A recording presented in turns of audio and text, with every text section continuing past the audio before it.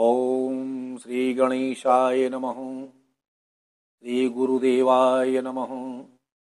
श्री गोपीजन वल्लभाय नमः।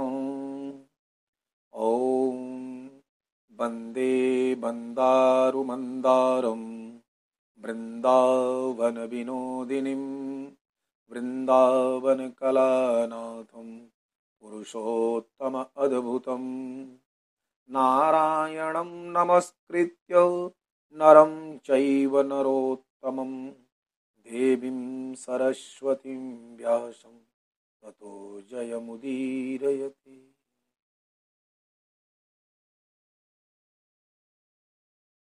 छठवां अध्याय श्रीमद् नारदीय पुराण का।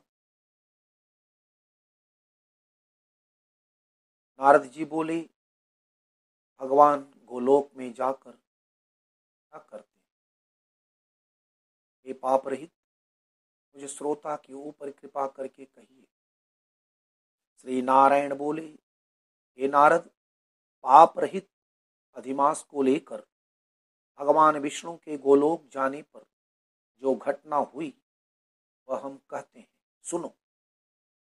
उस गोलोक के अंदर मणियों के खंभों से सुशोभित सुंदर पुरुषोत्तम के धाम को दूर से भगवान विष्णु देखते हुए उस धाम के तेज से बंद हुए नेत्र वाले विष्णु धीरे धीरे नेत्र खोलकर और अधिमास को अपने पीछे कर धीरे धीरे धाम की ओर जाते हैं। अधिमास के साथ भगवान के मंदिर के पास जाकर विष्णु अत्यंत प्रसन्न हुए और उठकर खड़े हुए द्वारपालों से अभिनंदित भगवान विष्णु पुरुषोत्तम भगवान की शोभा से आनंदित होकर धीरे धीरे मंदिर में गए और भीतर जाकर शीघ्र ही पुरुषोत्तम श्री कृष्ण को नमस्कार किया। गोपियों के मंडल के मध्य में रत्न सिंहासन पर बैठे हुए श्री कृष्ण को नमस्कार करके पास में खड़े होकर विष्णु बोले,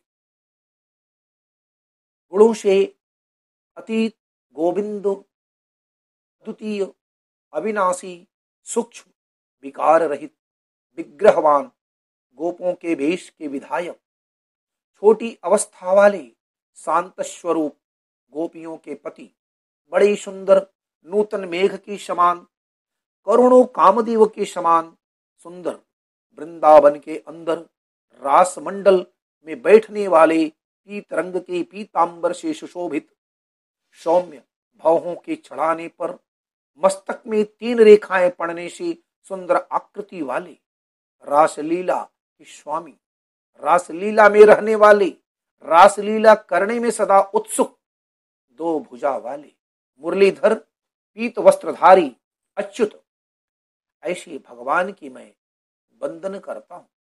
इस प्रकार स्तुति करके भगवान श्री कृष्ण को नमस्कार कर पार्षदों द्वारा सत्कृत विष्णु रत्न सिंहासन पर कृष्ण की आज्ञा से बैठे।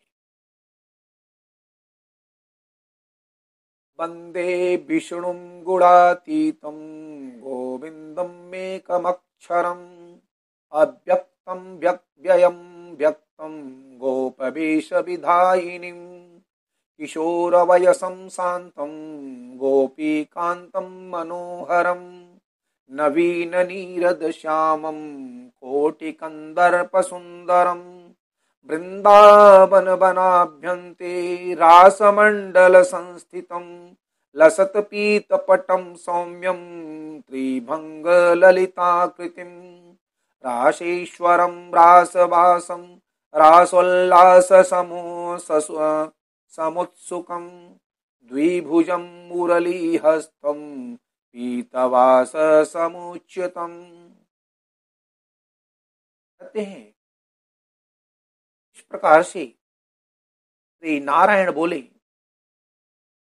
यह विष्णु का किया हुआ स्तोत्र प्रातः काल उठकर जो पढ़ता है उसके समस्त पाप नष्ट हो जाते हैं और अनिष्ट स्वप्न भी अच्छे फल देते हैं और पुत्र पौत्रादिकों को बढ़ाने वाली भक्ति श्री गोविंद में होती है। अकीर्ति का नाश होकर सत्कीर्ति की वृद्धि होती है। फिर भगवान विष्णु बैठ गए और श्री कृष्ण के आगे कांपते हुए अधिमास को श्री कृष्ण के चरण कमलों में नमन करने के लिए प्रेरित किया। श्री कृष्ण ने विष्णु से पूछा कि यह कौन है, कहां से आया है, क्यों रोता है? इस गोलोक में तो कोई भी दुख भागी होता नहीं है। इस गोलोक में रहने वाला तो सर्वदा आनंद में मग्न रहते हैं। ये लोग स्वप्न में भी दुष्ट वार्ता या दुख भरा समाचार सुनते ही नहीं। अतः हे विष्णु, यह क्यों कांपता है और आंखों से आंसू बहाता दुखित हमारे सम्मुख किसे लिए खड़ा है आप? श्री नारायण बोले, नवीन मेघ की समान श्याम सुंदर गोलोक के नाथ का वचन सुन सिंहासन से उठ कर महाविष्णु मलमास की संपूर्ण दुख गाथा कहते हुए श्री विष्णु बोले, हे वृंदावन की शोभा के नाथ, हे श्री कृष्णचंद्र, हे मुरलीधर, इस अधिमास के दुख को आपके सामने कहता हूं, आप सुने। इसके दुखित होने के कारण ही स्वामी रहित अधिमास को लेकर मैं आपके पास आया हूं। इसके उग्र दुख रूप अग्नि को आप शांत करें। यह अधिमास की संक्रांति से रहित है, मलिन है, शुभ कर्म में सर्वदा वर्जित है। स्वामी रहित मास में स्नान आदि नहीं करना चाहिए, ऐसा कहकर वनस्पति आदिकों ने इनका बहुत निरादर किया है। द्वादश मास कला, क्षण, अयन, संवत्सर आदि देवस्वरों ने अपने अपने स्वामी के गर्भ से इसका अत्यंत निरादर किया है। इसे दुखाग्नि से जला हुआ यह मरने के लिए तैयार हुआ, तब अन्य दयालु व्यक्तियों द्वारा प्रेरित होकर ये ऋषिकेश शरण चाहने की इच्छा से हमारे पास आया और कांपते कांपते, घड़ी घड़ी रोते रोते अपना सब दुख जाल इसने मुझसे कहा। इसका यह बड़ा भारी दुख आपके बिना टल नहीं सकता। अतः इस निराश्रय का हाथ पकड़कर आपकी शरण में लाया। दूसरों का दुख आप सहन नहीं कर सकते, ऐसा वेद जानने वाले लोग कहते हैं। अतएव इस दुखित को कृपा करके सुख प्रदान कीजिए। हे जगतपते, आपके चरण कमलों में प्राप्त प्राणी शोक का भागी नहीं होता है, ऐसा वेद जानने वालों का कहना है। कैसे मिथ्या हो सकता है प्रभु? मेरे ऊपर कृपा करके भी इसका दुख दूर करना आपका कर्तव्य है, क्योंकि सब काम छोड़कर इसको लेकर मैं आया हूं। मेरा आना सफल कीजिए प्रभु।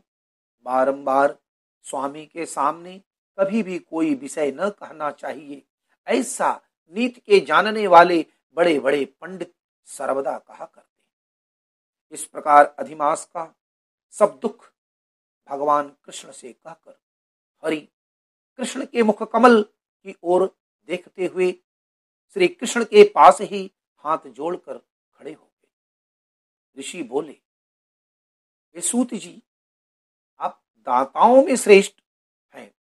आपकी दीर्घायु हो, जिससे हम लोग आपके मुख से भगवान की लीला के कथा रूप अमृत का पान कर रहे हैं। हे सूत जी, गोलोकवासी भगवान श्री कृष्ण ने विष्णु के प्रति फिर क्या कहा और क्या किया इत्यादि लोकोपकारक विष्णु कृष्ण का संवाद सब आप हम लोगों से कहिए। परम भगवत भक्त नारद ने नारायण के क्या पूछा?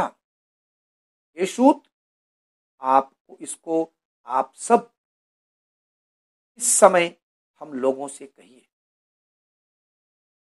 परम भगवत भक्त नारद ने नारायण से क्या पूछा? हे सूत, इसको आप इस समय हम लोगों से कहिए।